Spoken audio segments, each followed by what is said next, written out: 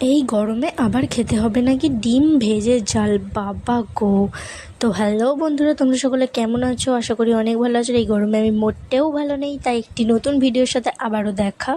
আজকে আমি বানাবো ডিম ভেজে ঝোল। তো কিছুই না, প্রথমে আমি ডিমটাকে ফাটিয়ে নিলাম, ফাটিয়ে নিয়ে তাতে নুন, পেঁয়াজ কুচি, লঙ্কা কুচি দিয়ে দিলাম, দিয়ে কড়াইতে তেল দিয়ে তাকে এপিট করে ভাজতে দিলাম। আর একটা পাত্রে দিয়ে দিলাম লঙ্কা গুঁড়ো, হলুদ গুঁড়ো, জিরে গুঁড়ো, ধনে গুঁড়ো দিয়ে জল দিয়ে গুলে নিয়ে তাতে আদা বাটা, রসুন বাটা দিয়ে দিলাম। এবার ডিমটি যাই ভাজা হয়ে গেছে, পেঁয়াজ বাটা দিয়ে দিলাম। কড়াইতে তেল দিয়ে পেঁয়াজ বাটাটি যাই একটু একটু ভাজা ভাজা হয়ে যাবে, তখন আমি দিয়ে দেবো টমেটো কুচিটা নাড়াচাড়া করার পর যাই দেখবো হালকা ভাজা ভাজা হয়ে যাচ্ছে, তখন ওই মশলার মিশ্রণটা দিয়ে একটু পরিমাণ জল দিয়ে কষতেই থাকবো। যাই দেখবো হালকা হালকা স্মেল বেরোচ্ছে, কষাটা হয়ে গেছে, তখন আমি ওই ভেজে রাখা ডিমটি দিয়ে দেবো।